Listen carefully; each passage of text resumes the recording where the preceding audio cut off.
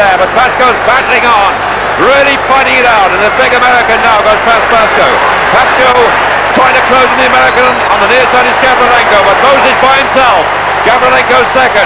Third on the inside is Shine. Fourth is Pasco, and Pasco trying to battle back. One hurdle to go. Moses way out in front for America. In second place, Mike Shine of America. Third is Gavrilenko, and Pasco's gallant effort evaporated as he died over the last two. And the world record of John Aki-Bures, set 4 years ago, goes to this man, Ed Moses of America. The world record has remained his since then. He has the 11 fastest times in history and an almost unblemished winning streak. Apart from one defeat by Harold Schmidt in 1977, he reigned supreme throughout the next 5 years, lowering his world record almost at will. Although he was robbed of the chance to defend his Olympic title by the Americans' boycott of the Moscow Games, he was back again in 1983 for the first World Athletics Championships in Helsinki. And away they go. And what a reception they get from the crowd as they go. Moses rises, first to rise. Lee is going strongly and has overtaken Spartak. Phillips has gone well and has made half a yard on Schmidt, but that's all. And Moses is flowing beautifully. Oh, he's bringing gasps from the crowd. He's all 3-4 yards up. He's overtaken David Lee, who's 2 men outside him. He's closing on Andre Phillips, and it's a one-man race already. Moses absolutely flying. It's now about the clock. It's about 47-1-3, and Andre Phillips has been overtaken by Harold Schmidt, and the West Germans come back. He's stolen 2 of the Americans, but he's still yards clear, and the time, 47-4-8. He's matched the European record of Harold Schmidt. It's the second only Ed Moses has ever run faster, and he ran half the race with a shoelace undone. Extraordinary. What a demonstration of power hurdling. And that makes him the first ever Olympic and world champion, and richly deserved. It takes more than loose shoelaces to upset Edwin's smooth, rhythmic yet immensely powerful technique.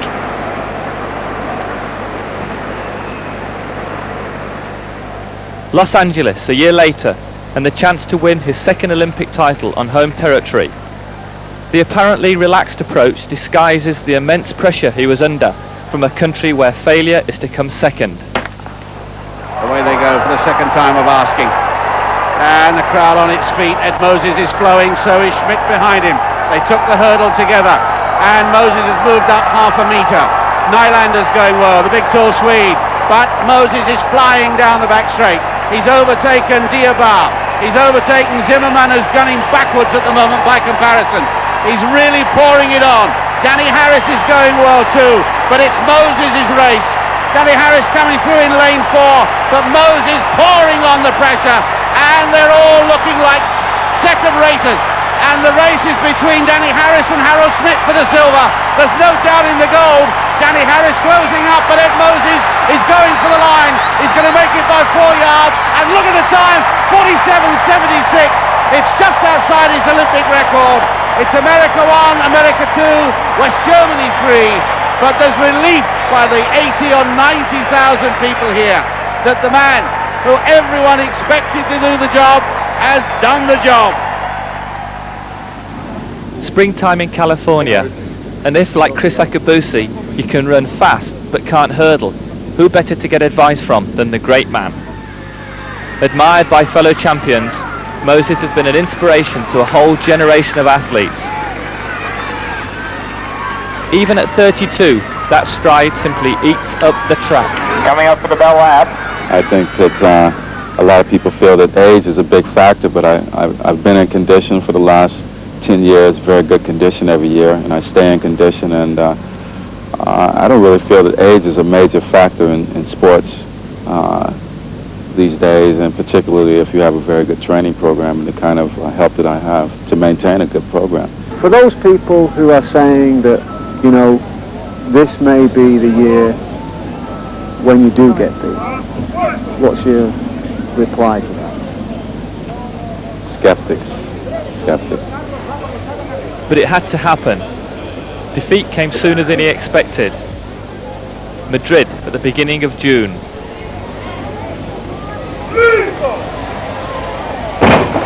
What a battle anticipated. Moses, with his 19 strides to the first hurdle, then 13 between them, gets off well. Harris is going well in the light blue vest inside him, and Harris has the advantage of the inside lane. Moses will not know he's there until 200 metres, and Harris is definitely in the lead at this stage. He's up by about 2 metres on Moses, and Moses has got a lot of work to do. Harris, well, in the past, he's been criticised for his sloppy technique, but he's refined that, and he's hurdling well. And Harris is up, and Moses has got to work hard. Harris and Moses is coming back, and they're neck and neck now. And Moses hit the hurdle, he stumbled to the side, and it's Harris from Moses. Harris wins, Moses second, Page in third, and Harris has beaten Ed Moses for the first time since Harold Schmidt beat him in 1977. Fellow American Danny Harris having the honour of breaking that amazing run of 122 successive victories. The perfect technique had begun to go wrong in Madrid, but a few weeks later, on a wet and windy evening in Paris, disaster at the penultimate hurdle. It has taken 10 years for Harold Schmidt, the European champion, to be in the position of believing he really can once again beat Moses. 10 years when he has had to run in the shadow of Moses. Schmidt and Harris are the fastest men in the world this year.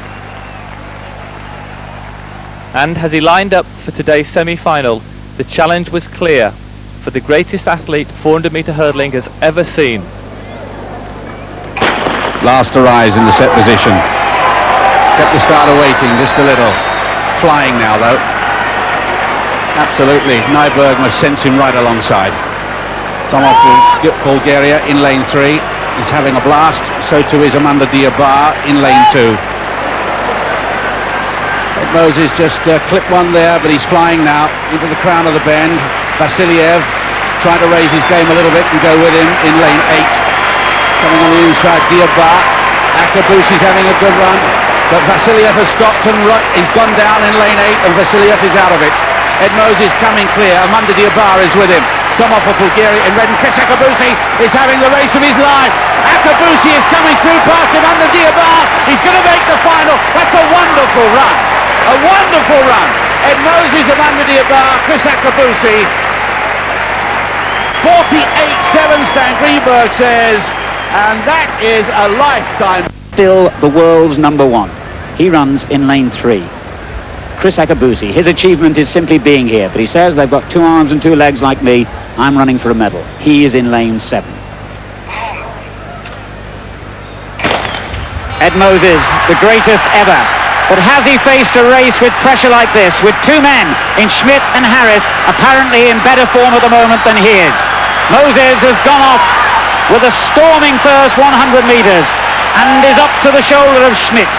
Harris looking good too, but remember the West German comes on strong in the latter half of this race. Chris Akabusi running very well for Britain too, out there in lane 7, and he's just behind the big 3 in the middle. Moses nearest to the inside of the track, Harris in the centre, Schmidt between the 2 of them. Akabusi's 4th or 5th. Moses is in front, Schmidt is coming back at him, Harris is looking good too. Moses over the final hurdle. What a finish this is! Can Moses hold on for victory? Yes! A fantastic race, and Ed Moses is still the greatest. 47.48. Harris came at him at the finish, but for my money, Ed Moses just got there. It was a fabulous race. Well, this is going to live in the memory as probably the greatest hurdles race ever. Moses with a clear lead here, Steve Obett, but how the young man Harris nearest to the camera came back at him. Absolutely unbelievable. These 2, Schmidt and Harris, are really tracking Ed down, but give it to Ed really. I think, it's so close there, isn't it? I think Ed literally gets it on a short neck, as it were. You can see the 2 blue vests going across the line. They're almost together, Alan. I suppose Ed thinks he's got it, but I don't know, 100% I don't think even he can be sure, but he's doing the lap of honour, and I think he knows he's probably got it. What a close